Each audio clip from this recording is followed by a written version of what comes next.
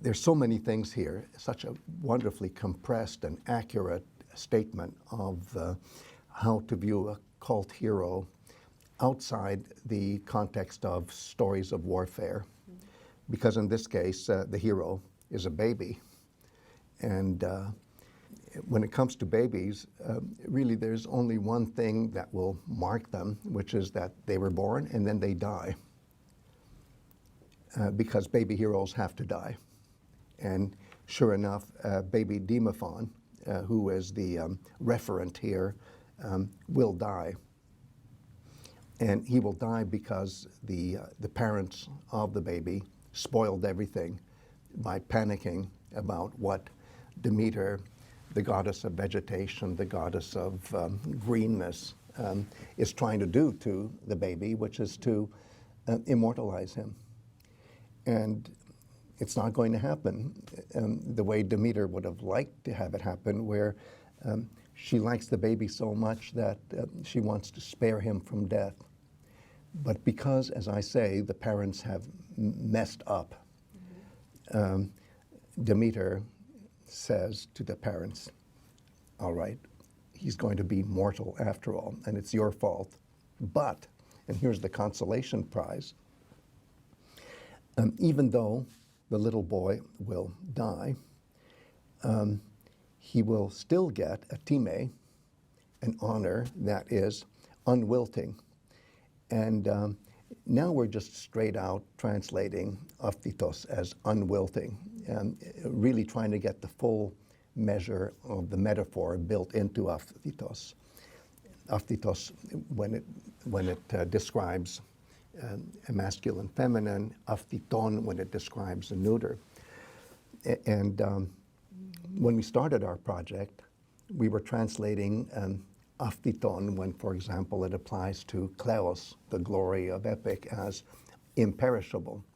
And that was good. That was a good translation, but it didn't pick up on a very deep built-in metaphor, which is that when something is like a beautiful flower and yet does not die, it doesn't experience vegetal death, then that's what epic is.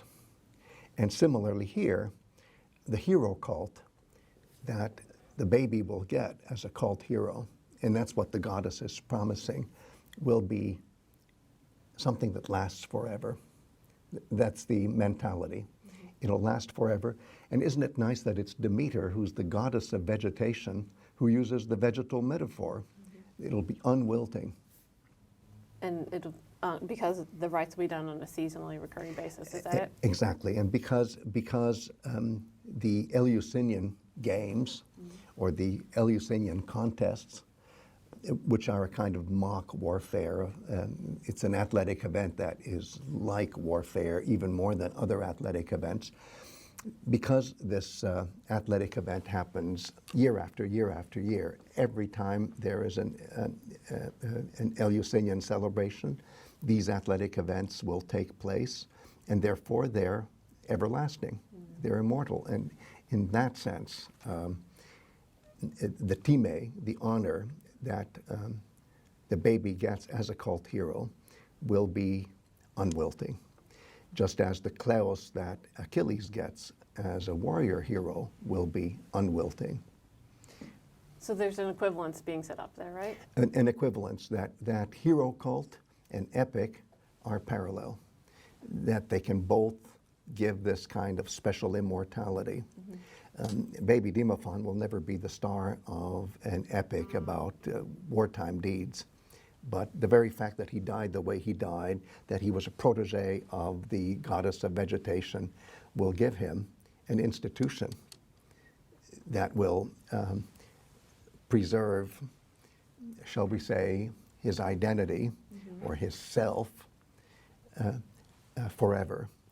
And there's no second guessing here about how his own personal immortalization will happen, because that kind of thing is reserved for other hero models. So different heroes are assigned different ways of becoming immortal, or I should say immortalized. I like to say immortalized because You have to die.